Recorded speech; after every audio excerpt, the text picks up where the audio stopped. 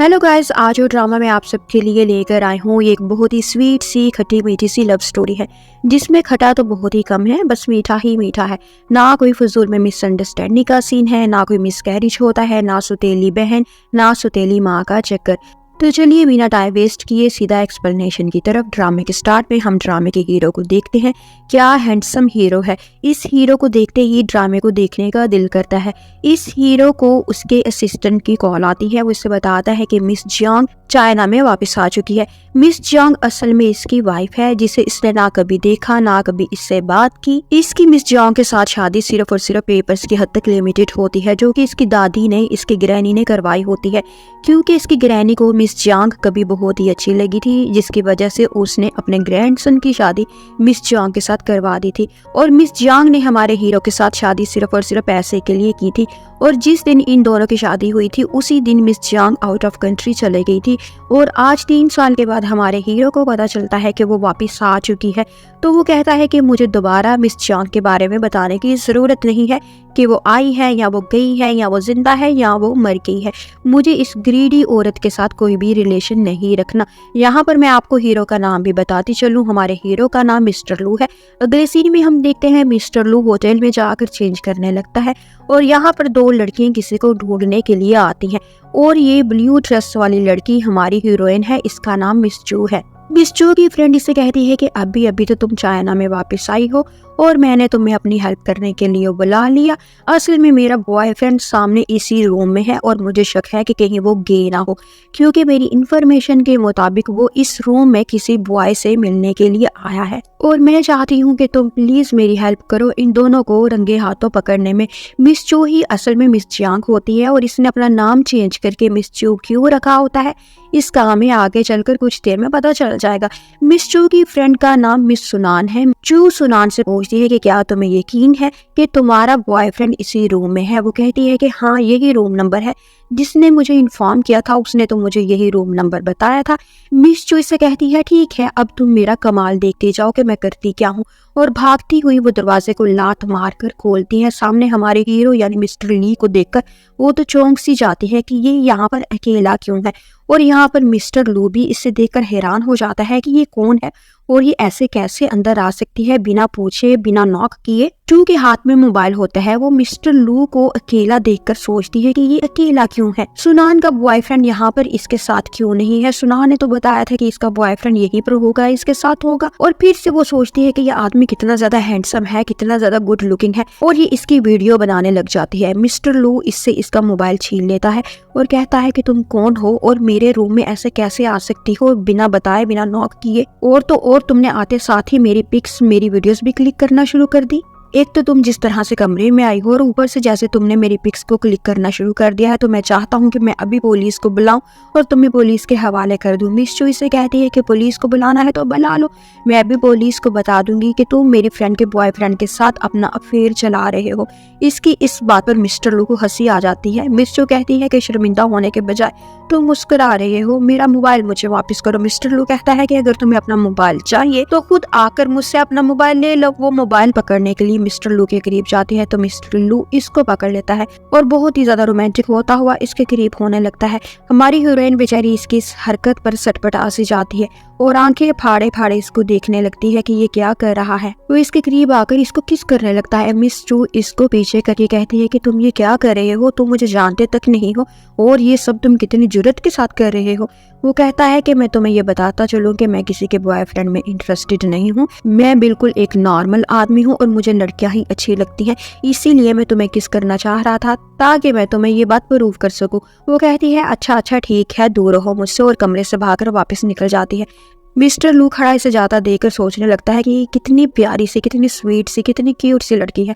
और यहाँ पर मिस्टर जू अपनी फ्रेंड सुनान को कहती है कि या तो हम गलत रूम में घुस के या फिर जिसने भी तुम्हें इन्फॉर्म किया कि तुम्हारा बॉयफ्रेंड तुम्हें चीट कर रहा है इससे तुमसे झूठ बोला है, वहाँ पर तो तुम्हारा बॉयफ्रेंड था ही नहीं। और तब ही इसे इसकी डैड की कॉल आती है। इसका डैड इसे कहता है कि तुम वापस आ गई हो और तुमने मुझे बताना तक गवारा नहीं किया, हमें कुछ और पैसों की जरूरत है, जल्दी से हमें पैसे भेजो वरना हमसे बुरा कोई ना होगा। मिस जू इसे कहती है कि मैं तो पहले से ही जानती हूँ कि आपसे बुरा कोई नहीं है, और हाँ, मेरी एक बात कान खोल कर सुन ले कि आज के बाद मैं आपको एक पैसा तक नहीं दूंगी और मैं भी आपसे सारे के सारे रिश्ते अपने ख़त्म करती हूँ। आज के बाद आप मेरे लिए मर गए और मैं आपके लिए मर गई। वो ये कहकर अपना मोबाइल पानी में फेंक देती है और सुनान से कहती है कि अब मैं अपनी ज़िंदगी अपने तरीके से गुजारना चाहती हूँ, बिल्कुल अपने बाप के तरीके पर अब मैं नहीं चलूंगी। और इसे याद आता है कि इसको तो जॉब के इंटरव्यू के लिए भी जाना होता है। वो जल्दी से सुनान को कहती है कि ठीक है, हम बाद में मिलेंगे, मुझे जॉब इंटरव्यू के लिए जाना है। और वो भागती हुई वहां से चले जाती है। और अगले सीन में हम देखते हैं मिस्टर लू की ग्रैंड माँ मिस जियांग यानी मिस चू की पिक्स को देख रही होती है और खुश हो रही होती है कि मैंने बहुत ही अच्छा किया जो 3 साल पहले तुम्हारी शादी अपने ग्रैंड सन यानी मिस्टर लू के साथ करवा दी। और यहाँ पर हमें फ्लैशबैक दिखाया जाता है, पास्ट का एक सीन दिखाया जाता है जहाँ पर ग्रैंड माँ कहीं जा रही होती है और एक लुटेरा यानी स्कैमर ग्रैंड माँ को आकर कहता है कि मेरे पास एक मैजिकल वाटर की बॉटल है जिसको पीने से आपकी हर तरह की डिजीज और बॉडी पेन दूर हो जाएगी। इधर से मिस चू भी गुजर रही होती है और इस स्कैमर की वो बातें सुन लेती है। इसे आइडिया हो जाता है कि यह आदमी कितना बड़ा झूठा है और आम से पानी के बदले में ग्रैंड माँ से अच्छी खासी रकम बटोर लेगा। मिस चू देखती है कि ग्रैंड माँ भी इस आदमी की बातों में आ जाती है। वो जल्दी से इंटरफेयर करती है और ग्रैंड माँ को कहती है कि ये आदमी बहुत ही बड़ा फ्रॉडिया है, धोखेबाज है, ये आपसे झूठ बोल रहा है, इसकी ये प्रोडक्ट फेक है और ये फेक प्रोडक्ट को मैजिकल वाटर बताकर आपको सेल करना चाहता है। इससे आपको फायदा तो बिल्कुल भी नहीं होगा, उल्टा नुकसान ही होगा। ये आदमी मिस चू से कहता है कि तुम होती कौन हो मुझे फ्रॉडिया कहने वाले, यहाँ से भागो वरना मैं तुम्हें मारूंगा। मिस चू कहती है कि भागो तो तुम, अगर तुम ना भागे तो मैं पुलिस को बुला लूंगी और वो तुम्हें अरेस्ट कर लेगी। और फिर वो 1 2 3 गिनने ही लगती है और इससे पहले ही आदमी वहां से रफू चक्कर हो जाता है यानी भाग जाता है। और ग्रैंड माँ तो चू से बहुत ही ज्यादा इम्प्रेस होती है और यही ग्रैंड माँ की मिस चू के साथ पहली मुलाकात भी थी। और इसी मुलाकात से इम्प्रेस होकर ग्रैंड माँ मिस्टर लू के साथ मिस चू की शादी करने का फैसला भी करती है। और सीन फिर से प्रेजेंट में आ जाता है जहाँ पर ग्रैंड माँ अभी भी मिस चू की पिक को लेकर बैठी हुई होती है और तभी मिस्टर लू भी वहां पर आ जाता है। ग्रैंड माँ इसे चू की पिक्स देकर कहती है कि देखो ये कितनी प्यारी लड़की है, तुम इसमें इंटरेस्ट क्यों नहीं लेते हो, मैंने इसके जैसे अच्छी लड़की कभी नहीं देखी और इसीलिए तो मैंने इसके साथ तुम्हारी शादी करवाई थी और तुम पता नहीं क्यों इस बेचारी मासूम सी प्यारी सी लड़की को इतना बुरा समझते हो। मिस्टर लू कहता है कि मैं इस जैसी लालची ग्रेडी लड़की के साथ जिंदगी नहीं गुजारना चाहता क्योंकि मुझे पता है कि इसने सिर्फ और सिर्फ पैसे की वजह से मुझसे शादी की थी और मैं तो इसकी शक्ल भी देखना गवारा नहीं करता। और वो इसकी पिक को देखे बिना ही फाड़ डालता है और ग्रैंड माँ से कहता है कि मैं मिस जियांग को डाइवोर्स देना चाहता हूँ। ग्रैंड माँ कहती है कि खबरदार अगर दोबारा ऐसा बोला भी था। और साथ ही वो ड्रामा करने लगती है कि जैसे इनकी तबीयत बहुत ही ज़्यादा ख़राब हो, वो खांसने लगती है और बेहोश होने लगती है।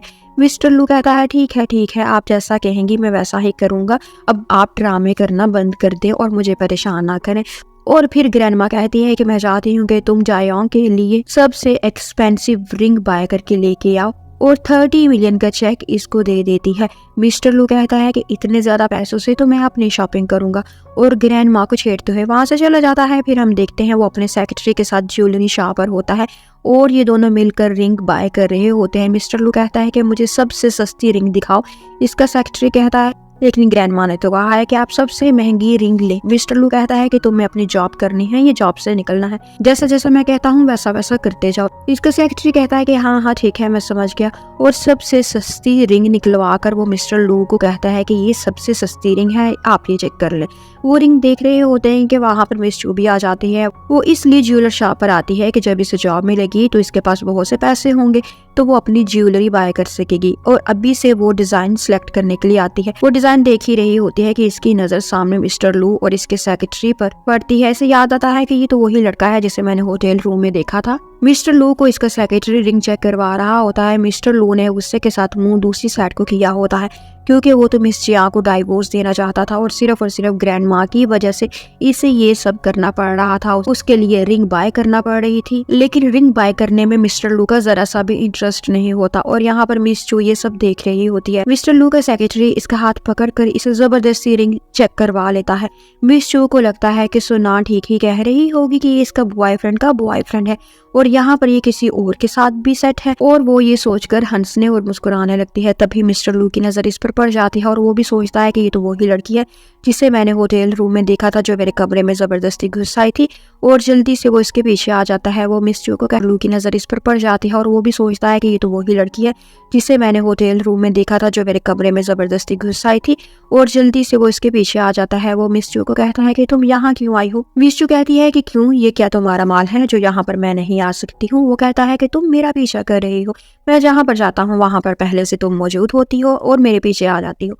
वो कहती है कि मुझे तुम्हारा पीछा करने की बिल्ला क्या जरूरत है, तुम में और मुझ में फर्क है। और ये कहकर वो फिर से मुस्कुराने लगती है और मिस्टर लू इसकी बात का मतलब समझ आता है। तभी इसका सेक्रेटरी भी वहाँ पर आ जाता है। मिस चू इसे अपने पास आकर बात सुनने का कहती है। इसका सेक्रेटरी मिस्टर लू की तरफ देखता है। मिस्टर लू भी इसे इशारा करता है कि जाओ सुनो ये क्या कह रही है। इसका सेक्रेटरी इसके करीब कान करता है तो वो कहती है कि इसका ख्याल रखना और बहुत बहुत तुम दोनों को मुबारक हो, और गुस्से से वहां से चले जाती है। मिस्टर लू और इसका सेक्रेटरी तो इसकी बात का मतलब समझ आने में हक्का बक्का रह जाते हैं। फिर हम देखते हैं मिस्टर लू अपने ऑफिस में होता है और सोच रहा होता है कि मिस जंग ने पिछले 3 सालों में मुझे कंगला करके रख दिया है, मेरा इतना ज्यादा पैसा इसने लूटा है और अगर ये मामला इसी तरह से चलता रहा तो मैं बहुत ही जल्द बैंकरप्ट हो जाऊंगा। जितनी जल्दी हो मुझे इस मिस चोंग से जान छुड़ानी है, इसे डाइवोर्स देनी होगी। फिर इसका सेक्रेटरी रूम में आ जाता है और इसे कहता है कि सर जो लड़की हमें ज्वेलरी शॉप पर मिली थी उस लड़की की जॉब का अपॉइंटमेंट लेटर मेरे पास आया है। वो यहाँ पर जॉब करना चाहती है लेकिन हमारे पास तो मजीद वर्कर की जरूरत नहीं है। मिस्टर लो फाइल पढ़कर तो खुश ही हो जाता है। इसे तो पहले दिन से ही मिस चू बहुत ही ज्यादा अच्छी लगी थी। वो अपने सेक्रेटरी से कहता है कि देखो मेरी बात सुनो, वैकेंसी है या नहीं है, जरूरत है या नहीं है, फिर भी तुम्हें इस लड़की को यहाँ पर हर हाल में जॉब देना ही होगी और अगर तुम ये नहीं कर सकते हो तो तुम्हें पता है कि मैं क्या करूँगा। इसका सेक्रेटरी कहता है कि ठीक है सर मैं समझ गया, अगर ये काम ना हुआ तो मेरी जॉब तो गई, मैं आज ही इस लड़की को जॉब पर रख लेता हूँ और इसे इंटरव्यू के लिए भी बुलाता हूँ। और फिर वो ऑफिस से निकलता हुआ ऊंची आवाज में कहता है कि लगता है सर का दिल इस लड़की पर आ गया है। मिस्टर लुइस की बात सुनकर इसे फाइल से मारता है। वो फाइल पकड़ता हुआ कमरे से बाहर चला जाता है और मिस्टर लू के फेस पर मिस चू को सोचकर ही स्माइल सी आ जाती है। अगले सीन में हम देखते हैं मिस चू जॉब इंटरव्यू के लिए मिस्टर लू के ऑफिस में आती है। सामने मिस्टर लू को देखकर वो हैरान और परेशान सी हो जाती है कि ये यहाँ पर क्या कर रहा है, क्या ये भी इस ऑफिस में तो काम नहीं करता या फिर हो सकता है कि ये यहाँ का बॉस हो। मिस्टर लू तो इसे देखकर दिल ही दिल में खुशी से नाच रहा होता है। जिस लड़की के बारे में वो दिन रात सोच रहा था वो कैसे खुद ही इसके सामने आ गई है। वो इससे हाय कहता है। मिस चू भी हल्की सी आवाज में हाय कहती है। वो कहता है कि मैं ही यहाँ का प्रेसिडेंट हूँ, यहाँ का बॉस हूँ और मेरा नाम भी मिस्टर लू है। मिस चू घबरा सी जाती है कि मेरा शक ठीक निकला, मैंने इसके साथ बहुत ही ज्यादा बदतमीजी की हुई है, कहीं ये मुझे जॉब पर रखने से इनकार ही ना कर दे। लेकिन मिस्टर लू इससे किसी भी तरह की नाराजगी का इजहार नहीं करता।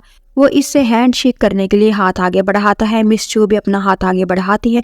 मिस्टर लू इसका हाथ बड़े जोर से पकड़ता है और इससे बताता है कि तुम्हारा सिलेक्शन हो गया है और अपने सेक्रेटरी को कहता है कि इसे ऑफिस का विजिट करवा दो और सारा काम भी इसे समझा दो और वो ये कहकर वहां से चला जाता है। मिस चू तो हैरान होती है कि इंटरव्यू तो हुआ ही नहीं, मेरे डॉक्यूमेंट्स तो देखे ही नहीं, ना ही मेरी क्वालिफिकेशन के बारे में कोई सवाल किया, ना ही मेरे एक्सपीरियंस के बारे में मुझसे पूछा और मेरा सिलेक्शन कैसे हो गया। मिस्टर लू का सेक्रेटरी से कहता है कि हमारे बॉस ऐसे ही हैं, जो इनका दिल करता है वो करते हैं और आजकल तो वो वैसे भी अपनी बीवी की वजह से बहुत ही ज्यादा हाइपर है, बहुत ही ज्यादा गुस्सा है। मिस चू कहती है तो क्या ये मैरिड भी हैं? लेकिन लगते तो नहीं है, ये तो काफी हैंडसम है। सेक्रेटरी कहता है कि हाँ बस ऐसा ही है, मैरिड हैं और अब डाइवोर्स भी दे रहे हैं क्योंकि वो इसके साथ खुश नहीं है। जिस पर मिस चू कहती है कि ये तो बहुत ही ज्यादा सैड बात है कि वो डाइवोर्स दे रहे हैं और क्या इस वजह से आपको किसी किस्म का गिल्ट फील नहीं हो रहा। सेक्रेटरी इसकी बात का मतलब समझे बिना ही कहता है कि गिल्ट फील मुझे क्यों होगा, हाँ मुझे मेरी बॉडी में दर्द और थकावट जरूर रहती है।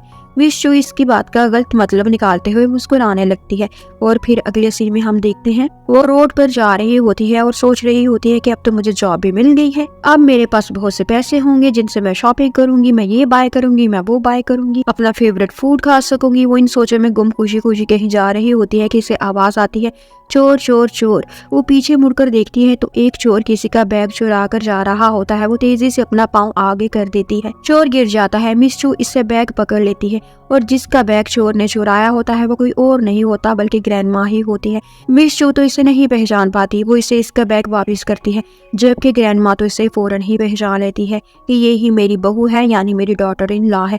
वो उसे कहती है मेरे पाँव में मोच आ गई है, मुझे प्लीज घर तक छोड़ दो। मिस चू इनको लेकर घर आती है। मिस्टर लू की ग्रैंडमा से कहती है मैं यही सोफे पर बैठी हूँ, तुम जरा जाकर मेरे लिए मेडिसिन तो कमरे से लेकर आ। वो हाँ में सर हिलाते हुए वहां से चले जाती है और यहाँ पर ग्रैंडमा जल्दी से मिस्टर लू को कॉल करके कहती है कि मेरे पाँव में मोच आ गई है, मुझे दर्द हो रहा है, तुम जल्दी से घर आ जाओ। मिस्टर लू कहता है कि ठीक है ग्रैंडमा, मैं अभी आ रहा हूँ 5 मिनट के अंदर अंदर। ग्रैंडमा को तो कोई दर्द नहीं हो रहा होता, ये तो सिर्फ इसका एक ड्रामा होता है कि ये मिस चू और मिस्टर लू को एक दूसरे से मिलवा सके। और यहाँ पर हम देखते हैं मिस चू मेडिसिन ढूंढ रही होती है, इसको मेडिसिन तो कहीं नहीं मिलती, लेकिन वो देखती है कि टेबल पर एक फोटो होती है। वो फोटो उठाकर चेक करती है तो फोटो में मिस्टर लू होता है। वो कहती है कि है ये क्या, तो ये मिस्टर लू का घर है, मैं मिस्टर लू के घर आ गई हूँ। और ये लड़की कौन है मिस्टर लू के साथ, क्या ये इसकी वाइफ है? इस लड़की का फेस छुपा हुआ होता है। वो सोचती है कि ये कौन हो सकती है और आउट ऑफ क्यूरियोसिटी वो इसके फेस को अनकवर करने लगती है। इतने में मिस्टर लू भी वहाँ पर आ जाता है। वो इससे कहता है कि तुम यहाँ पर क्या कर रही हो, एक तो तुम हर जगह पर मुझसे पहले पहुंच जाती हो। इससे पहले कि वो इसे कोई जवाब देती वो खुद ही कहने लगता है कि तुमने इस पिक को देख तो लिया होगा, तो तुम्हें अंदाजा हो ही गया होगा कि मैं मैरिड हूँ, लेकिन मेरा इस लड़के से कोई भी रिलेशन नहीं है। मुझे तो ये लड़की बिल्कुल भी अच्छी नहीं लगती, मैं तो इसे डाइवोर्स दे रहा हूँ।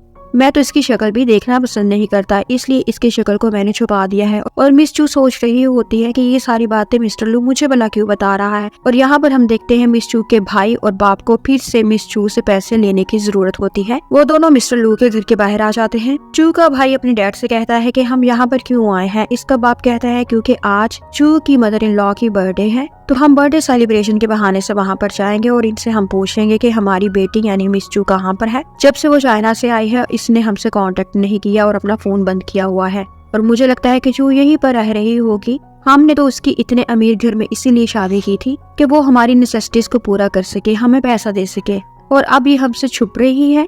अब हमें मिस्टर लू की ग्रैनी से बात करना ही होगी कि ये सब ठीक नहीं है।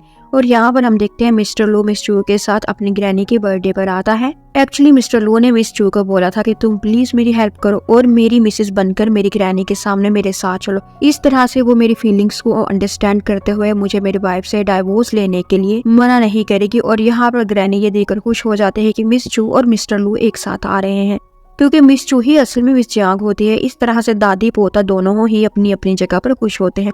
मिस चू और मिस्टर लू ग्रैनी को बर्थडे की मुबारकबाद देते हुए इनके साथ बैठकर पिक्स को क्लिक करवाते हैं। ग्रैनी मिस चू से कहती है कि तुम घर आकर क्यों नहीं रहती हो, शादी के बाद हस्बैंड और वाइफ को एक साथ रहना चाहिए। ग्रैनी की ऐसी बातें सुनकर वो थोड़ा सा अनकंफर्टेबल हो जाती है और वॉशरूम का बहाना बनाकर वहां से चले जाती है। और यहाँ पर 2 लड़कियां जो ग्रैनी के बर्थडे पर आई हुई होती है एज ए गेस्ट, वो आपस में बातें करने लगती है कि क्या ये वाकई में मिसेस लू है, ये इतनी जल्दी कहाँ से आ गई, कहीं ये कोई फेक मिस लू तो नहीं है। और यहाँ पर मिस्टर लू भी मिस चू के पीछे पीछे जाने लगता है। उसी वक्त मिस चू का डैड और भाई वहाँ पर आ जाते हैं। चू का डैड मिस्टर लू को कहता है hi my son in law, कैसे हो तुम, हमें लिफ्ट ही नहीं करवाते हो। मिस्टर लू इनको अवॉइड करते हुए वहां से जाने लगता है, जिस पर मिस्टर लू का डैडी और भाई कहते हैं कि हमें पता है कि हमारी बेटी यहीं पर रह रही है और उसने हमारे साथ कांटेक्ट खत्म कर दिया है, हम उसे यहाँ से लेकर ही जाएंगे। मिस्टर लू कहता है कि बकवास बंद करो और यहाँ से दफा हो जाओ, और इनको अच्छा खासा ह्यूमिलेट करके वहां से भगा देता है। और यहाँ पर हम देखते हैं मिस चू दोबारा से मिस्टर लू के रूम में आती है और जल्दी जल्दी से पिक को चेक कर लेती है। वो कवर को हटाकर चेक करती है तो ये क्या, वो तो पिक ही फट जाती है। और मिस चू थोड़ी सी परेशान हो जाती है कि वो मिस्टर लू की वाइफ का फेस ना देख पाए, और इसे अभी भी क्यूरियोसिटी हो रही होती है कि वो कौन है, ये कौन सी लड़की हो सकती है जिसका फेस इसने छुपा कर रखा हुआ है। और वो जल्दी से मिस्टर लू की वाइफ की पिक को जोड़ने की कोशिश करती है और यहाँ से मिस्टर लू इसके पीछे आ रहा होता है। पिक तो ठीक नहीं होती, मिस्टर लू के आने की आवाज सुनकर वो वहां से जाने लगती है। सामने ही मिस्टर लू आकर इसे पकड़ लेता है और फिर से इसके करीब होने लगता है और इसे किस करने लगता है। मिस लू इसे दूर करने के लिए इसकी चिक पर अपनी फिंगर रखती है। वो कहता है तुम तो बहुत ही बरीव हो, अपने बात को रोक रही हो। वो कहती है क्योंकि मैं मैरिड हूँ इसलिए आप मुझसे दूर ही रहो, लेकिन मिस्टर लू इसे पकड़कर दीवार के साथ लगा लेता है। वो मिस चू को इशारे से बताता है कि ये लड़कियां हमें ढूंढने के लिए, इनफैक्ट हमारी इन्वेस्टिगेशन करने के लिए नीचे आ रही हैं। मिस चू और मिस्टर लू इन दोनों की बातें सुनते हैं। ये दोनों फिर से उन्हीं बातों को रिपीट कर रही होती है कि क्या ये जो लड़की है ये असली में मिस्टर लू की बीवी है। अगर ये असली होती तो जैसे इसका बाप इसको आवाज दे रहा था ये बाहर जरूर निकलती। और फिर हम देखते हैं मिस क्यू मिस्टर लू और मिस चू को एक साथ देकर गुस्से में आ जाती है। मिस क्यू मिस्टर लू की एक्स गर्लफ्रेंड थी मिस्टर लू इसके साथ बहुत ही ज़्यादा सिंसियर था, लेकिन मिस क्यू ने अपने ड्रीम की वजह से मिस्टर लू को डिच किया था। वो स्टडी के लिए अब्रॉड जाना चाहती थी, लेकिन मिस्टर लू चाहता था कि वो बाहर ना जाए, और इसने मिस क्यू को बहुत ही ज़्यादा मना भी किया था। उसने इसे इंसिस्ट भी किया था, अपने प्यार का वास्ता भी दिया था कि मैं तुमसे बहुत ही प्यार करता हूँ, मैं तो बिल्कुल अकेला रह जाऊंगा तुम्हारे जाने के बाद, प्लीज़ तुम ना जाओ। लेकिन वो नहीं मानी, और इतने सालों के बाद आज वो वापस आई है। और यहाँ पर मिस्टर लू को मिस चू के साथ देखकर जेलस हो जाती है, और अगले दिन वो मिस्टर लू के ऑफिस पहुंच जाती है। मिस्टर लू तो इसे देखकर चौंक जाता है। वो कहता है कि तुम कहाँ से आ गई हो, तुम तो बाहर गई हुई थी ना। वो कहती है मैं तो कल ही वापस आई थी, और मैं ग्रैंड माँ की बर्थडे पर आकर इनको सरप्राइज गिफ्ट देना चाहती थी, लेकिन फिर मैं नहीं आ सकी क्योंकि मैं लेट हो गई थी। आज मैं इनसे मिलने के लिए ज़रूर जाऊंगी। मिस्टर लू कहता है नहीं नहीं, तुम्हें मेरे घर आने की कोई ज़रूरत नहीं है, अब हम दोनों के बीच में कोई रिश्ता नहीं है। मिस चू भी इसी साइड को आ रही होती है। मिस क्यू मिस्टर लू को पीछे से आकर हक करती है, और मिस क्यू मिस्टर लू को पीछे से आकर हक करती है, और मिस चू ये देख रही होती है, और इससे लगता है कि कहीं ये इसकी वाइफ तो नहीं है, तो ऐसा ना हो मेरी इसके हाथों शामत आ जाए। वो फौरन काम पर लग जाती है और वहां से चले जाती है। फिर हम देखते हैं मिस क्यू मिस्टर लू को कहती है कि मुझे माफ कर दो, मैंने तुमसे दूर जाकर बहुत ही बड़ी गलती की, अब मैं वापस आ गई हूँ, अब हम बहुत ही जल्द शादी कर लेंगे। मिस्टर लू कहता है कि बिल्कुल भी नहीं, क्योंकि मैं शादीशुदा हूँ। वो कहती है कि मैं तुम्हारी शादी की हकीकत जानती हूँ, कि सिर्फ तुम्हारी ग्रैनी के कहने पर तुमने ये शादी की थी, और अब तुम इससे डाइवोर्स भी दे रहे हो, तो जल्दी से इसे डाइवोर्स देकर मामला निपटाओ और मुझसे शादी करो। वो कहता है कि मैं इसे डाइवोर्स तो दूंगा, लेकिन फिर भी मैं तुमसे शादी बिल्कुल भी नहीं करूंगा, क्योंकि मैं किसी और से प्यार करता हूँ। और ये कहकर वो वहां से जाने लगता है। मिस क्यू बहुत ही ज्यादा डिसहार्ट होती है, लेकिन वो क्लेवर भी बहुत ही ज्यादा होती है। वो सोचती है कि सीधी उंगली से तो घी नहीं निकलेगा, तो उंगली को टेढ़ा ही करना होगा। वो इसे कहती है कि ठीक है, तुम मुझसे शादी नहीं कर सकते ना, तो ठीक है, लेकिन एटलीस्ट मुझे अपनी कंपनी में जॉब ही दे दो। मैं वादा करती हूँ कि यहाँ पर काम करते हुए मैं तुम्हें बिल्कुल भी बॉदर नहीं करूंगी। वो कहता है कि ठीक है, और इसके जाने के बाद मिस क्यू सोचने लगती है कि मैं तुमसे बहुत ही प्यार करती हूँ, और देखती हूँ कि कौन है जो तुम्हें मुझसे छीन सकता है। और यहाँ पर ये सीन कट हो जाता है। अगले सीन में हम देखते हैं मिस चू सुनान के साथ बैठी कॉफी पी रही होती है। सुनान इसे कहती है कि तुम तो कह रही थी कि मिस्टर लू तुम्हारे साथ फ्लर्ट कर रहा है, वो तुम्हें इंटरेस्टेड है, तो अगर इसकी बीवी थी तो उसने तुम्हें इंटरेस्ट शो क्यों किया। जिस पर वो कहती है मुझे भी इस बात की समझ नहीं आ रही कि ये सब क्या है।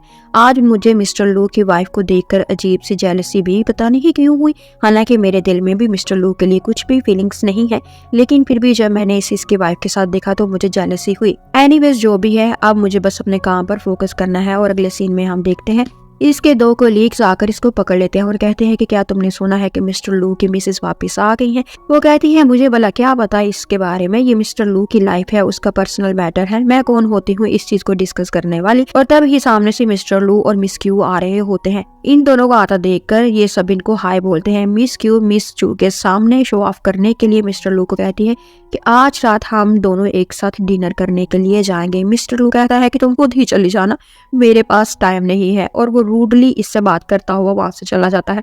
मिस क्यू तो इन तीनों के सामने अच्छी खासी शर्मिंदा हो जाती है। ये लड़का इसे कहता है कि आप बिल्कुल भी शर्मिंदा ना हो, असल में मिस्टर लू का मूड आजकल वैसे ही बहुत ही खराब रहता है। चू इसको टांग मारकर चुप करवा देती है।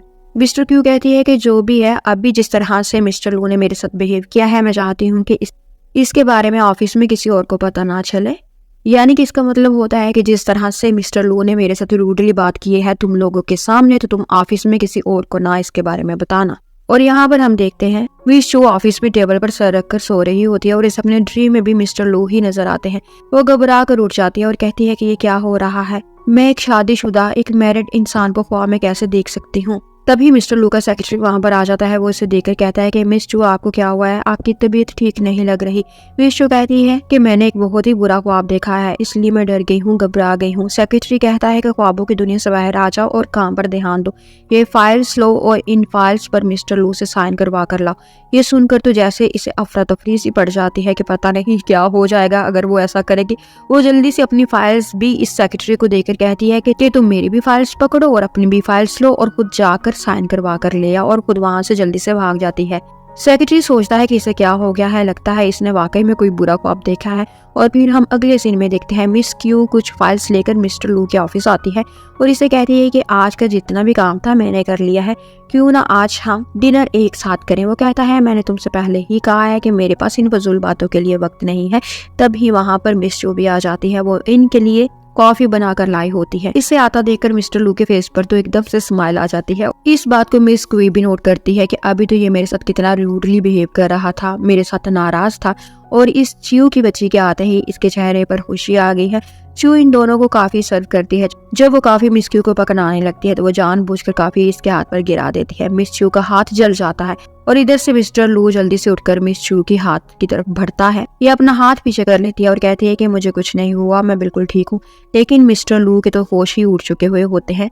इसे मिस च्यू की इतनी ज्यादा फिक्र होती है कि वो जबरदस्ती इसका हाथ पकड़कर चेक करने लगता है।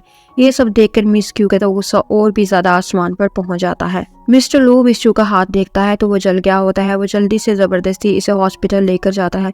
मिस क्यू कहती है कि ये तो उल्टा ही हो गया, अब तो मुझे जितनी जल्दी हो इस मिस च्यू से जान छुड़ाना ही होगी। यहाँ हॉस्पिटल में आकर मिस्टर लू किसी को कॉल करके कह रहा होता है कि पता करो कि मिस जियांग जब चाइना आ चुकी है तो मुझसे मिलने के लिए क्यों नहीं आई। मैं इसे डाइवोर्स देना चाहता हूँ और डाइवोर्स की प्रोसीडिंग के लिए मेरा मिस जियांग के साथ कांटेक्ट बहुत ही ज्यादा इम्पोर्टेंट है। इतने में मिस च्यू हाथ पर पट्टी बैंडेज करवा कर बाहर आ जाती है। मिस्टर लू इसकी तरफ जाता है और कहता है कि आइंदा एहतियात करना, मैं नहीं चाहता कि तुम्हें दोबारा चोट लगे। वो कहती है अपनी बीवी के होते हुए ऐसी बातें क्यों कर रहे हो, क्यों मुझे तुमने इसके हाथों मरवाना है। इसकी इस बात पर भी इसका हाथ जोर से पकड़ लेता है। वो कहती है मेरा हाथ छोड़ो, मुझे तो पहले ही दर्द हो रहा है। वो इसका हाथ छोड़ देता है। फिर ये दोनों बहुत ही क्यूटली एक दूसरे को हिट करने लगते हैं, हंसी मजाक करते हैं। तभी इनको किसी के रोने की और झगड़ा करने की आवाज आती है। एक आदमी अपनी बेटी से पैसे लेने के लिए आया होता है। वो इसका क्रेडिट कार्ड छीन कर जा रहा होता है। इसकी बेटी रो रो कर अपने डैडी को कहती है कि प्लीज मुझे कार्ड वापस कर दे, मेरे बच्चे की तबीयत ठीक नहीं है, मैं इसका ट्रीटमेंट कैसे करवाऊंगी। इसका बाप इसे कहता है कि तुम्हें शर्म आने चाहिए कि तुम कैसी बेटी हो, मैंने तुम्हें पाला पोसा बड़ा किया, तुम्हें एजुकेट किया, और अब जब तुम अपनी जॉब कर रही हो तो तुम्हें चाहिए कि तुम अपने बाप को मंथली अच्छी खासी रकम दो। तुम शादी करके और बच्चा पैदा करके एक साइड पर बैठ गई हो। और इसका कार्ड लेकर वहां से जाने लगता है। मिस च्यू आगे बढ़कर इस लड़की की हेल्प करती है। वो इस आदमी को कहती है कि तुम अजीब बाप हो, तुम्हें शर्म आनी चाहिए, तुम अपनी बेटी को कैसे हर्ट कर रहे हो। वो आदमी च्यू को थप्पड़ मारने लगता है। मिस्टर लू इसका हाथ आकर पकड़ लेता है और इसको अच्छी खासी बातें सुनाना शुरू कर देता है कि तुम एक शेमलेस इंसान हो, तुम्हारे जैसे बाप को तो जेल में होना चाहिए, और काफी बातें सुनाकर इसे डराता है। और इसे कार्ड भी लेकर इस लड़की को वापस कर देता है और फिर अपनी कंपनी का कार्ड इसे देकर कहता है कि तुम्हें कभी भी किस तरह की हेल्प चाहिए होगी तो तुम मुझे कांटेक्ट कर लेना। वो लड़की इन दोनों को थैंक्स बोलकर वहां से चले जाती है। और फिर मिस च्यू मिस्टर लू को बताती है कि मेरा बाप भी बिल्कुल ऐसा ही था, इसने भी मेरी शादी किसी ऐसे आदमी से कर दी थी जो कि बहुत ही ज्यादा रिच था, और इस आदमी को ना मैंने कभी देखा, ना मैंने कभी इससे बात की, और मुझे नहीं पता कि वो कौन है, और मेरे बाप ने उसके साथ शादी सिर्फ और सिर्फ पैसे के लिए की थी। और मिस्टर लू को इसकी बात सुनकर इससे बहुत ही ज्यादा सिंपैथी फील होती है, लेकिन इसे अभी भी पता नहीं चलता और मिस्टर लू को इसकी बात सुनकर इससे बहुत ही ज्यादा सिंपैथी फील होती है, लेकिन इसे अभी भी पता नहीं चलता और ना ही शक होता है कि कहीं यही तो मिस जियांग नहीं है। अगले सीन में हम देखते हैं मिस च्यू को कहती है कि मैं नोट कर रही हूँ तुम्हारी और मिस्टर लू के बीच में कुछ ज्यादा ही क्लोजनेस है, बेहतर यही होगा कि तुम मिस्टर लू से एक प्रॉपर सा डिस्टेंस मेंटेन करो। मिस च्यू कहती है कि ठीक है, आज के बाद दोबारा ऐसा नहीं होगा। और फिर से हम देखते हैं मिस च्यू काम को साइड पर करके टेबल पर सो रही होती है। इधर से मिस्टर लू और इसके सेक्रेटरी आ जाते हैं। इसको सोता देकर मिस्टर लू रुक जाता है और मुस्कुराने लगता है। फिर वो अपने मोबाइल से इसकी पिक्स को क्लिक करता है और फिर इसके टेबल के पास आकर इसको अपना कोट उड़ा देता है। वो देखता है कि इसके पाँव रेड हो रहे होते हैं हील्स पहन कर। वो अपने असिस्टेंट को बोलता है कि तुम मार्केट जाओ और मिस च्यू के लिए एक कंफर्टेबल सा जूता लेकर आओ। और फिर वो कहता है कि तुम रुको, मैं खुद ही जाता हूँ, और वो चला जाता है। और कुछ देर के बाद ही वो फुटवेयर लाकर इसके टेबल पर रख देता है। फिर जब मिस च्यू की आंख खुलती है तो ये देखकर वो हैरान हो जाते हैं कि ये कोट इसे किसने पहना दिया और ये जूते इसके सामने किसने रख दिए। और इसे समझ आ जाती है कि मिस्टर लू का ही ये काम है। और इसे मिस क्यू की बात याद आती है। वो कोट लेकर और फुटवेयर लेकर मिस्टर लू के ऑफिस में रख देती है। इस वक्त मिस्टर लू ऑफिस में नहीं होता, ये जल्दी से वहां पर रखकर बाहर आ जाती है। और अगले सीन में हम देखते हैं मिस क्यू मिस्टर लू के ऑफिस में जाती है और इसके मोबाइल को चेक करती है। मिस्टर लू के मोबाइल पर मिस च्यू की वही पिक होती है जो उसने मिस च्यू की क्लिक की थी जब वो सो रही थी। उसने इस पिक को अपना मोबाइल कवर बनाया होता है। ये देखकर मिस क्यू प्रोवोक हो जाती है। वो सोचती है तो क्या मिस च्यू और मिस्टर लू में इतनी ज्यादा क्लोजनेस हो गई है और इसी वजह से शायद मिस्टर लू मुझे रिजेक्ट कर रहा है। तभी मिस्टर लू भी वहां पर आ जाता है और कहता है कि तुम यहाँ पर क्या कर रही हो। वो कहती है नीचे एक नया फ्रेश रेस्टोरेंट खुला है तो हमें वहां पर जाकर फूड ट्राई करना चाहिए। मिस्टर लू से कहता है कि मैं तुम्हें पहले भी कह चुका हूँ, आज फिर से क्लियर कर देता हूँ, तुम्हारा और मेरा कोई ताल्लुक नहीं है, कोई रिलेशन नहीं है। और यहाँ पर मेरा और तुम्हारा सिर्फ एक ही रिलेशन है कि मैं तुम्हारा बॉस हूँ और तुम मेरी एम्प्लॉय हो, इससे ज्यादा कुछ भी नहीं, इसलिए तुम अपनी लिमिट्स में रहो। वो अपनी इंसल्ट करवा कर वहां से बाहर चले जाती है। आगे एक और लड़की मिस क्यून को आकर मिस चू का सीवी देती है। वो कहती है कि मिस क्यू, मैं तो मिस चू का सीवी देखकर हैरान ही रह गई हूँ, ये तो मैरिड है। ये सुनकर तो मिस क्यू की खुशी की इंतहा ही नहीं रहती कि मिस चू मैरिड है। वो जल्दी से इसका सीवी लेकर मिस्टर लू के ऑफिस में आती है और मिस्टर लू को कहती है कि ये मिस चू का सीवी है, आप लास्ट में चेक कर लेना। मिस्टर लू उस वक्त बहुत ही ज्यादा बिजी होता है। वो कहता है कि ठीक है, वो ले लेता है और इससे कहता है कि तुम जाओ, मैं चेक कर लूंगा। मिस क्यू मुस्कुराते मुस्कुराते बाहर आ जाती है और यहाँ पर मिस्टर लू सीवी देखे बिना ही फाइल को एक साइड पर बंद करके रख देता है। अगले सीन में हम देखते हैं पूरे ऑफिस में ये बात मशहूर हो जाती है कि मिस चू मैरिड है और इस बात को लेकर मिस चू के सब कोलीग्स इससे तरह तरह के सवालात करते हैं कि जैसे कि तुम मैरिड हो फिर भी तुम मिस्टर लू के पीछे पीछे हो और तुम में और मिस्टर लू में इतनी ज्यादा क्लोजनेस है, इतनी ज्यादा नजदीकियां हैं, इसका मतलब है कि तुम अपने हस्बैंड को धोखा दे रही हो, तुम मुझसे चीट कर रही हो। मिस चू के पास इन वो बहुत ही ज्यादा एम्बेरस फील करती है। मिस क्यू भी वहां पर आ जाती है और वो सबसे कहती है कि ये ऑफिस है, ऑफिस में इस तरह की गॉसिप अलाउड नहीं है। एक तरह से वो मिस चू को डिफेंड ही करती है और फिर वो मिस चू से कहती है कि देखो अब यहाँ पर सबको पता चल गया है कि तुम मैरिड हो और इसके अलावा भी तुम्हारी मिस्टर लू के साथ कुछ क्लोजनेस है, तो यहाँ पर अब इस टाइप की बातें तो होंगी ही ना, और बेहतर यही है कि तुम ये जॉब छोड़कर किसी और जगह पर जाकर जॉब करो। मिस चू को भी मिस क्यू की ये बात ठीक लगती है। वो अपना रेजिग्नेशन लेटर लेकर मिस्टर लू के ऑफिस में जाती है। मिस्टर लू ऑलरेडी बहुत ही ज्यादा गुस्से में होता है। वो बस मिस जॉन्ग से जल्दी जल्दी डाइवोर्स फाइनल करके मिस चू से शादी करना चाहता है, लेकिन मिस जॉन्ग का तो नंबर ही ऑफ जा रहा होता है, इससे कांटेक्ट नहीं हो पा रहा। वो गुस्से में अपना मोबाइल तोड़ देता है। तभी मिस चू अंदर आ जाती है। मिस चू को अंदर आता देखकर वो खुद को नॉर्मल करता है। सेक्रेटरी बाहर चला जाता है। मिस चू मिस्टर लू को कहती है कि ये मेरा रेजिग्नेशन है और मैं माफी चाहती हूँ कि मेरी वजह से आप और आपकी बीवी के बीच में थोड़ी बहुत मिसअंडरस्टैंडिंग हुई। मिस्टर लू इसके रेजिग्नेशन को देखकर बहुत ही परेशान हो जाता है और कहता है कि मैं तुम्हारा रेजिग्नेशन कभी एक्सेप्ट नहीं करूंगा। मिस चू कहती है कि आपको मेरा रेजिग्नेशन एक्सेप्ट करना ही होगा क्योंकि अब मैं मजीद यहाँ पर ये जॉब नहीं कर सकती हूँ। मिस्टर लू कहता है कि पहले तो तुमने मुझे सेड्यूस किया, अपनी मासूमियत से तुमने मुझे अट्रैक्ट किया, अपनी इनोसेंस से तुमने मुझे अपने प्यार में डाला, अब तुम मुझे छोड़कर जाना चाहती हो। तुम जानती हो कि अगर मैं चाहूँ तो तुम्हें इसकी अच्छी खासी सजा भी दे सकता हूँ। जिस पर मिस चू कहते हैं कि आपको जो भी करना है आप कर सकते हैं, मैं बस अब आप दोनों के बीच में नहीं आऊंगी। यही आपके लिए भी बेहतर है और यही मेरे लिए भी बेहतर है क्योंकि आप भी मैरिड हैं और मैं भी मैरिड हूँ। मिस्टर लू कहता है कि कौन सी बीवी, कहाँ की बीवी, वो तो सिर्फ और सिर्फ एक पेपर मैरिज है जो मुझसे ग्रैनी ने जबरदस्ती करवाई थी और अब ये मैरिज मैं खत्म करना चाहता हूँ। आखिर तुम्हें मेरी बात की समझ क्यों नहीं आती? मैं तुम्हें काफी दिन पहले ही ये बात बता चुका हूँ। फिर वो गुस्से से इसके पास आ जाता है और इसको पकड़कर कहता है कि मैं जानता हूँ ऑफिस में तुम्हारे बारे में जैसी जैसी बातें हो रही हैं, क्या तुम इन बातों की वजह से डिस्टर्ब हो, लेकिन तुम्हें परेशान होने की जरूरत नहीं है क्योंकि मैं सबको बता दूंगा, क्लियर कर दूंगा कि तुम मुझसे प्यार नहीं करती, बल्कि ये मैं हूँ जो तुमसे प्यार करने लगा हूँ। ये सारा कसूर मेरे दिल का है, इसमें तुम्हारा तो कोई फॉल्ट नहीं है। और ये कहता हुआ वो इसको किस करने लगता है और मिस चू इसकी बातों पर आंखें फाड़े फाड़े हैरान हो रही होती है। इसे मिस्टर लू के साथ पहली मुलाकात याद आ रही होती है जब वो इसे तब भी किस करने लगा था और आज फिर से इसे किस करने लगा है। ये जल्दी से होश संभालती हुए इसे पीछे पुश करती है और कहती है ये तुम क्या कर रहे हो। मिस्टर लू को ये अच्छा नहीं लगता कि मिस चू ने इसे किस करने से क्यों रोका है। वो इस बात पर बहुत ही ज्यादा गुस्सा आता है और कुछ लम्हे खामोश रहने के बाद वो इससे कहता है कि मुझे बताओ तुम्हारी प्रॉब्लम क्या है। वो कहती है क्योंकि मैं मैरिड हूँ और मेरी बात की तुम्हें समझ क्यों नहीं आ रही, मैं तुम्हें कितनी दफा बता चुकी हूँ कि मैं मैरिड हूँ, बार बार फिर भी तुम मुझे किस करने लगते हो। वो कहता है अच्छा तो तुम मैरिड हो तो मुझे बताओ कि तुम्हारे हस्बैंड का क्या नाम है। वो कहती है मुझे नाम का नहीं पता। फिर वो पूछता है कि चलो यही बता दो कि वो क्या करता है। वो फिर से कहती है कि मुझे नहीं पता कि वो क्या करता है। वो कहता है ये तो बड़ी अच्छी बात है कि तुम्हें ना उसका नाम पता है और ना ही तुम्हें ये पता है कि तुम्हारा शोहर क्या करता है। और अच्छा ये बताओ कि तुम्हारी शादी को कितना अरसा हो गया है। वो कहती है कि 3 साल हो गए हैं। वो कहता है कि तुम्हारी शादी को 3 साल हो गए हैं और तुम्हें अभी तक नहीं पता कि उसका नाम क्या है, वो करता क्या है, वो कहाँ पर रहता है। वो कहती है कि हाँ ये बात बिल्कुल सच है कि मुझे इसके बारे में कुछ नहीं पता और फिर भी मैं इस बात को नहीं भूल सकती कि मैं उसके साथ कमिटेड हूँ, मैं शादीशुदा हूँ और मैं इसे धोखा नहीं दे सकती हूँ। मिस्टर लू कहता है कि ऐसे हस्बैंड को गोली मारो, जान छुड़ाओ इस जैसे डॉग से, गधे से, जिसे तुम्हारी कोई फिक्र ही नहीं है। तुमने क्या अचार डालना है ऐसे शोहर का।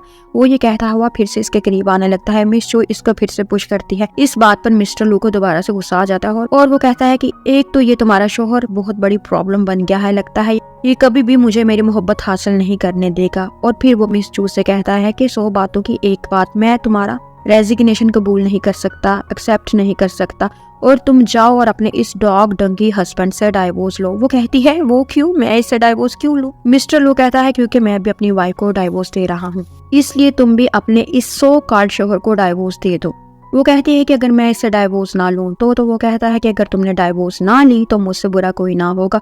और मिस चू इसकी धमकी से थोड़ा सा डर जाती है। फिर अगले सीन में हम देखते हैं मिस चू सनॉन के साथ अपनी प्रॉब्लम दोबारा से डिस्कस कर रही होती है कि मिस्टर लू चाहता है कि मैं डाइवोर्स लेकर उससे शादी करूं और मुझे समझ नहीं आ रहा कि ऐसा करना ठीक भी रहेगा या नहीं। इसकी दोस्ती से कहती है कि तुम डाइवोर्स ले ही लो, क्योंकि मिस्टर लू की बात बिल्कुल ठीक है। ऐसे शोहर का तुमने क्या करना है जिसने तुम्हारी कभी खबर ना ली, तुम्हें तो इसके नाम तक का नहीं पता। और मिस्टर लू तुमसे सच्ची मोहब्बत करता है, वो तुम्हारा ख्याल रखता है।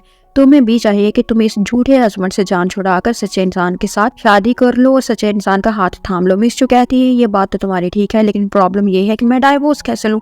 मेरे पास तो इसका कोई नंबर, कोई कांटेक्ट नंबर ही नहीं है, और ना ही मेरे पास कोई इसका एड्रेस है। मैंने तो जिस दिन शादी हुई थी मैरिज सर्टिफिकेट को भी फाड़ डाला था, इसलिए तो मुझे पता ही नहीं कि वो कौन है। लेकिन हाँ, याद आया, बस मेरे पास एक नंबर है जो मेरे डैड ने एक दफा मुझे दिया था। ये नंबर शायद मेरे हस्बैंड का होगा, लेकिन मैंने कभी इस नंबर पर ट्राई ही नहीं किया, तो मैं श्योर नहीं हूँ कि ये नंबर उसका है भी कि नहीं। सुनान कहती है कि ये नंबर तो मुझे दो, मैं इस नंबर पर अपने मोबाइल से मैसेज करती हूँ। फिर मिस्टर चू कहती है कि पता नहीं मुझे ये नंबर फेमिलियर क्यों लग रहा है, जाना पहचाना क्यों लग रहा है। और यहाँ पर ये सीन कट हो जाता है। अगले सीन में हम देखते हैं मिस्टर लू को एक मैसेज रिसीव होता है किसी एनोनिमस नंबर से कि लेट्स गेट डाइवोर्स्ड। ये मैसेज देखकर मिस्टर लू तो बहुत ही ज्यादा खुश हो जाता है। ये मैसेज असल में सुनान की तरफ से होता है। इसने मिस्टर ली को बोला होता है कि कल फलान जगह पर आकर मिलो और डाइवोर्स को फाइनल करो। मिस्टर लू तो इतना ज्यादा खुश हो जाता है कि इससे अफरा तफरी सी पड़ जाती है। वो अपने सेक्रेटरी से आउट ऑफ एक्साइटमेंट कहता है कि इस फलान जगह पर तुम अभी जाओ और अभी मेरी डाइवोर्स हो जाएगी और मेरी इस मिस जांग से जान छूट जाएगी और मैं मिस चू से शादी कर सकूंगा। फिर वो कहता है कि तुम रहने दो, मैं खुद ही चला जाता हूँ। और घर आकर मिस्टर लू जल्दी से फ्रेश होकर जाने लगता है। इसकी ग्रैनी पौधों को पानी दे रही होती है। अपने ग्रैनी को देकर ये जाता जाता रुक जाता है और कहता है कि ग्रैनी क्या आपको कुछ चाहिए? मैं आता हुआ लेता आऊंगा। वो कहती है बहू तो तुम लाकर दे नहीं सकते हो, और क्या कुछ खाक लाओगे? मिस्टर लू कहता है कि आज मैं आपकी ये ख्वाहिश भी पूरी कर दूंगा। शायद इस वक्त मैं आपकी बहू लाने के लिए ही जा रहा हूँ। जिस पर ग्रैनी थोड़ी सी हैरान हो जाती है और कहती है कि क्या वाकई में तुम सच कह रहे हो? तुम जियांग को लाने के लिए जा रहे हो? मिस्टर लू कहता है जियांग का तो पता नहीं, लेकिन मैं आपकी बहू लाने के लिए जरूर जा रहा हूँ। और ग्रैनी को कंफ्यूजन में छोड़कर वो वहां से चला जाता है। और फिर हम देखते हैं वो भी वहां पर पहुंच जाता है जहां पर मिस चू होती है। ये दोनों एक दूसरे को हैरान हो जाते हैं। मिस्टर लू मिस चू को कहता है कि तुम यहाँ पर क्या कर रही हो? वो कहती है कि पहले तुम बताओ कि तुम यहाँ पर क्या कर रहे हो। वो कहता है कि मैं अपनी बीवी को डाइवोर्स देने के लिए आया हूँ। वो कहती है मतलब मिस क्यू को? वो कहता है मैं मिस क्यू को क्यों डाइवोर्स दूंगा? वो कौन सी मेरी वाइफ है? मैं तो मिस चियान को डाइवोर्स देने के लिए आया हूँ। मिस चियान का नाम सुनकर मिस चू के तो होश ही उड़ जाते हैं। वो इससे कहती है ये तो मेरा नाम है, और इस तरह से इन दोनों को पता चल जाता है कि ये दोनों ही एक दूसरे के साथ मैरिड है, यानी ये दोनों ही हस्बैंड वाइफ हैं। मिस चू को तो एक्चुअली पहले ही शक होता है। जब सुनान से बात करते हुए इसे नंबर फेमिलियर लगा था, वो इसे करीब लाकर फिर से किस करने लगता है। ये कहती है ये तुम क्या कर रहे हो? वो कहता है कि मैं अपनी बीवी को किस करने लगा हूँ, किसी को क्या प्रॉब्लम है? और यहाँ पर इन दोनों की पहली किस हो जाती है। फिर वो कहती है मुझे पता नहीं क्यों शक सा था कि तुम्हारे साथ मेरा कोई और पर्सनल रिलेशन भी है। मिस्टर लू इसे छेड़ते हुए कहता है कि अच्छा, तो इसलिए तुम मेरी जासूसी किया करती थी। इस दिन ग्रैनी की बर्थडे पर भी वॉशरूम का बहाना बनाकर तुम मेरे ऑफिस में क्या कर रही थी?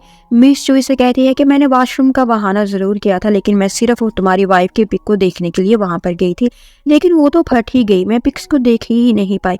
मिस्टर लू बताता है कि हाँ, मुझे मिस जियांग से इतनी नफरत थी कि ग्रैनी ने जितनी बार मुझे इसकी पिक को देखने के लिए बोला, मैंने इसकी पिक को या तो फाड़ दिया या फिर इसकी पिक के मुंह पर कुछ ना कुछ मैंने लगा दिया।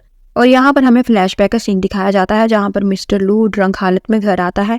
उस दिन ही इसकी शादी हुई होती है जो इसकी ग्रैंडमा ने जबरदस्ती करवाई होती है मिस चियांग के साथ। ये एक पेपर मैरिज थी, इसलिए इस पेपर मैरिज के लिए हस्बैंड वाइफ का एक दूसरे के आमने सामने होना जरूरी नहीं था। चाइना में शायद इस तरह की शादी हो जाती होगी जहाँ पर 3 साल गुजर जाने के बाद भी हस्बैंड वाइफ को पता नहीं होता कि मेरा स्पाउस कौन है। एनीवेज ये तो ड्रामा है और ड्रामे में कुछ भी हो सकता है। तो जब मिस्टर लू घर आता है, सामने टेबल पर ही मिस जियांग की पिक को देखता है तो वो इस पिक को खराब कर देता है, और ड्रंक होने की वजह से वो मिस जियांग की पिक को देख लेने के बावजूद भी याद नहीं रख पाता कि मिस जियांग की शक्ल कैसी थी। है कोई लॉजिक बंदा पूछे क्या मूंगी मारी है? और फिर वो मिस जियांग के फेस को कवर कर देता है ताकि वो इसकी शक्ल कभी देख ना पाए, क्योंकि वो इससे बहुत ही ज्यादा नफरत करता था। मिस चू हल्का फुल्का सा नाराज होने लगती है और कहती है कि मेरी शक्ल इतनी बुरी नहीं थी कि तुम मुझे देखना भी गवारा ना करते। मिस्टर लू कहता है कि अब पिछली सारी बातें छोड़ो, क्योंकि अब तो मैं बहुत ही ज्यादा खुश हूँ, मेरी बीवी इतनी खूबसूरत है। इसके कॉम्प्लीमेंट पर मिस चू भी खुश हो जाती है और मिस्टर लू से कहता है कि चलो जल्दी कर चलते हैं, टाइम आ गया है कि हम ग्रैनी को साफ साफ बता दें। और वो इसका हाथ पकड़कर इसे घर लेकर आता है। आगे ग्रैनी बैठी हुई इन दोनों का इंतजार कर रही होती है। मिस चू को और मिस्टर लू को एक साथ आता देखकर तो ये बहुत ही ज्यादा खुश हो जाती है। मिस चू इसके पास आकर बैठ जाती है, वो इससे बहुत ही ज्यादा प्यार से बात करती है, कहती है कि मैं तो डर ही गई थी कि अब मिस्टर लू जा रहा है तो पता नहीं किसको साथ लेकर आएगा, लेकिन शुक्र है वो तुम्हें ही लेकर आया है, तुम तो मुझे पहले ही नज़र में भागी थी। मिस चू कहती है कि ग्रैंडमा मैं बहुत ही ज़्यादा शर्मिंदा हूँ, मेरे डैडी ने आपकी फैमिली से मेरी शादी के नाम पर बहुत ज़्यादा पैसे बटोरे हैं और इन 3 सालों में उन्होंने आपको अच्छा खासा लूटा है। जैसे ही मेरे पास थोड़े से पैसे होंगे मैं आपको सारे पैसे लौटा दूंगी। ग्रैंडमा और मिस्टर लू दोनों एक साथ कह उठते हैं कि बिल्कुल भी ज़रूरत नहीं है, जो हो गया सो हो गया, हमें पता है कि तुम बिल्कुल भी ग्रीडी नहीं हो, इसलिए जो तुम्हारे बाप ने किया इसके लिए तुम्हें शर्मिंदा होने की ज़रूरत नहीं है। फिर ग्रैंडमा कहती है कि अब मैं चाहती हूँ तुम दोनों एक दूसरे के साथ हंसी खुशी जिंदगी गुजारो और मुझे एक प्यारा सा पोता दो जिसके साथ मैं अपनी इस उम्र में खेल सकूं। और यूं एक प्यारी सी फैमिली रीयूनाइट होती है। और फिर हम देखते हैं नेक्स्ट डे वो सुबह सुबह ऑफिस आ गई होती है। मिस्टर लू इसे कॉल करके कहता है कि तुम इतनी सुबह सुबह मुझे छोड़कर क्यों चले गई हो। वो कहती है क्योंकि ऑफिस का काम करना भी तो जरूरी था, इसलिए मैं आ गई। वो दोनों बहुत ही खुश होते हैं। मिस चू कॉल डिस्कनेक्ट करके जैसे ही आगे बढ़ती है इसका भाई वहां पर आ जाता है और इसे कहता है कि तुम चाहे ना आकर हमसे इसलिए चुप कर बैठ गई हो कि हम तुम तक ना पहुंच सके और तुम्हें हमें पैसा ना देना पड़े। मिस चू कहती है कि तुम कैसे भाई हो, अपनी बहन को शादी के नाम पर बेचकर इसके इन लॉ से पैसे लेते हो। मिस चू इसकी इंसल्ट करके इसको 2 जोरदार थप्पड़ लगाती है और वो तीसरा थप्पड़ लगाने ही लगती है कि मिस्टर लू आकर इसका हाथ पकड़ लेता है और मिस चू को कहता है कि तुम रुको, मैं इसका दिमाग ठीक करता हूँ। और फिर वो इसे कहता है कि क्या तुम्हारे हाथ पांव टूटे हुए हैं जो तुम काम नहीं कर सकते हो, कोई जॉब करो और अपना खर्चा खुद उठाओ, तुम क्या अपनी बहन को लूट रहे हो। उठा करके एक और थप्पड़ ये भी इसे लगा ही देता है। इसका भाई तो अच्छा खासा शर्मिंदा हो जाता है। वो मिस चू को कहता है कि बहन तुम मुझे गलत समझ रही हो, मैं तो सिर्फ और सिर्फ तुमसे मिलने के लिए आया था। और वो वहां से ये कहकर चला जाता है। और फिर हम देखते हैं इसके जाने के बाद मिस्टर लू मिस चू को पकड़कर अपने करीब करता है। मिस चू के दिल की धड़कन तेज हो जाती है, वो ब्लश करने लगती है, शर्माने लगती है। वो इसे कहती है पीछे हटो, ये ऑफिस है, कोई देख लेगा। मिस्टर लू कहता है कि कोई देखता है तो देख ले, हम कौन सा गर्लफ्रेंड बॉयफ्रेंड है, मैं तो तुम्हारा लीगल हस्बैंड हूँ। और वो फिर से इसको किस करने लगता है। मिस चू पीछे हटती है और कहती है कि जाओ तुम पहले काम करो। और यहाँ पर ये सीन कट हो जाता है। अगले सीन में हम देखते हैं मिस चू को मिस क्वी आकर कहती है कि तुम ऑफिस से बाहर जो चाहो कर सकती हो, लेकिन जब तुम ऑफिस में होती हो तुम्हें चाहिए कि तुम लिमिट्स में रहो। मिस ची कहती है कि मैंने कौन से लिमिट्स को क्रॉस किया है, बताओ मुझे जरा। मिस क्यू अपने मोबाइल पर इसकी और मिस्टर लू की पिक दिखाती है जो कुछ देर पहले की होती है। वो इसे पिक्स दिखाकर कहती है कि तुम ऑफिस में अपने बॉस को सेड्यूस करने आई हो क्या, इवन कि तुम जानती हो कि वो शादीशुदा है फिर भी तुम इस पर डोरे डाल रही हो। मिस क्यू इसकी बातें बड़े मजे से सुन रही होती है। वो किसी भी किस्म का जवाब इससे नहीं देती। इतनी देर में ऑफिस मैनेजर भी वहां पर आ जाता है। वो भी मिस चू को ही बुरा भला कहने लगता है। मिस चू आपका कैरेक्टर कितना ज्यादा डर्टी है, आप खुद भी मैरिड हैं और एक मैरिड आदमी के साथ आप अफेयर चला रही हैं। वो ये सारी बातें मिस चू को कहता है। मिस चू इसे कहती है आप भी मुझे गलत समझ रहे हैं और मिस क्यू की बातों पर यकीन कर रहे हैं। मैनेजर कहता है कि हाँ, क्योंकि मैंने खुद अपनी आंखों से सब देखा है। और तुम मिस्टर लू के साथ कैसे नजदीकियां बढ़ा रही हो हम सबको पता है। क्या तुम्हें नहीं पता कि वो एक मैरिड इंसान है, तुम किसी का घर खराब कर रही हो। मिस चू कहती है आपको पता है कि मिस्टर लू की बीवी कौन है। मिस क्यू जल्दी से बोल पड़ती है कि मिस्टर लू की वाइफ मैं हूँ। मैनेजर भी इसके हाँ में हाँ मिलाने लगता है और कहता है कि हाँ मिस क्यू ही मिस्टर लू की वाइफ है। मिस चू कहती है कि ठीक है, अगर तुम मिस्टर लू की वाइफ हो तो अपने घर पर यानी मिस्टर लू के घर पर हमें ट्रीट दो। मिस क्यू पहले तो घबरा जाती है कि कहीं कोई मसला ना हो जाए और इसका कहीं झूठ ना पकड़ा जाए, लेकिन फिर वो जल्दी से कहती है कि ठीक है, आज रात को ही मैं तुम लोगों को अपने घर पर यानी अपने इन-लॉज के घर पर इनवाइट करके ट्रीट दूंगी। और अगले सीन में हम देखते हैं मिस क्यू के साथ मिस चू, मैनेजर और ऑफिस के 2-3 कोलीग्स भी इनके साथ ही होते हैं। मिस क्यू बेचारी तो खुद ही यहाँ पर मेहमान होती है, गेस्ट होती है, वो कैसे इनको ट्रीट दे सकती थी, वो थोड़ी सी डरी हुई होती है। तो वो अपने साथ आए हुए मेहमानों की क्या खातिर तवाज़ा करती है। मिस्टर लू के घर का मुलाजिम आकर इन सबको देखकर पूछता है जी क्या बात है। मिस क्यू कहती है कि ये मेरे फ्रेंड्स हैं और हमें पार्टी यहाँ पर करना है। वो मिस चू की तरफ देखता है। मिस चू मुलाजिम को इशारा करती है कि जैसे जैसे ये कहती है करते जा। फिर मिस क्यू के कहने पर वो खाना भी लगवा देता है और इनको खाना सर्व किया जाता है। मिस क्यू तो अपने आप को कोई तोप चीज़ समझने लगती है। वो मिस चू को कहती है कि देख लिया तुमने, मेरे घर के मुलाजिम मेरे एक इशारे पर चलते हैं। इस तरह से मेरा हस्बैंड यानी मिस्टर लो भी मेरी हर बात मानता है, और अगर तुम अपनी हरकत से बाज ना आए तो मैं तुम्हें ऐसा सबक सिखाऊंगी, ऐसा लेसन पढ़ाऊंगी, तुम हमेशा याद रखोगी। अब ये बातें हो ही रही होती है कि मिस्टर लू वहाँ पर आ जाता है और वो कहता है कि मैंने तुम सबकी बातें सुन ली हैं, मेरी शादी तो मिस चू के साथ हुई है। और वो मिस चू को किस करता है, सबकी बोलती बंद हो जाती है। मिस क्यू गुस्से में आकर मिस चू को थप्पड़ मारने लगती है। मिस्टर क्यू इसका हाथ पकड़ लेता है और कहता है कि तुम्हारी इतनी जुर्रत कि मेरे सामने मेरी बीवी पर हाथ उठाओ। वो मैनेजर को भी जॉब से निकाल देता है क्योंकि इसने भी मिस चू के साथ काफी बदतमीजी की हुई होती है। सारा कुछ क्लियर हो जाने के बाद ये दोबारा से इसको किस करने लगता है, तभी वहां पर ग्रैंड माँ आ जाती है। ये इन दोनों को इस हालत में किस करता देखकर वहां से जाने लगती है। फिर मिस्टर लू मिस चू को कहता है कि मैं तुमसे शादी करना चाहता हूँ। वो कहती है कि पहले ही हम शादीशुदा हैं। मिस्टर लू कहता है कि उस शादी को मारो गोली, मैं तो इस शादी को शादी ही नहीं मानता, ना ही जिसमें दुल्हन थी और ना ही दुल्हा। अब दोबारा से हमारी शादी होगी और हम अपनी शादी को पूरी तैयारी के साथ करेंगे। और ड्रामे के लास्ट में हम देखते हैं मिस चू व्हाइट ड्रेस पहनकर बहुत ही प्यारी लग रही होती है और वो इसके पास आती है। मिस्टर लू तो इसकी ब्यूटी को देखकर इसकी तारीफ कर देता है और दोनों एक बार फिर से किस करते हैं और ये प्यारा सा ड्रामा एंड हो जाता है। अब कमेंट करके मुझे लास्ट में बताइएगा कि आपको इस ड्रामे की स्टोरी कैसी लगी। Thank you so much for watching.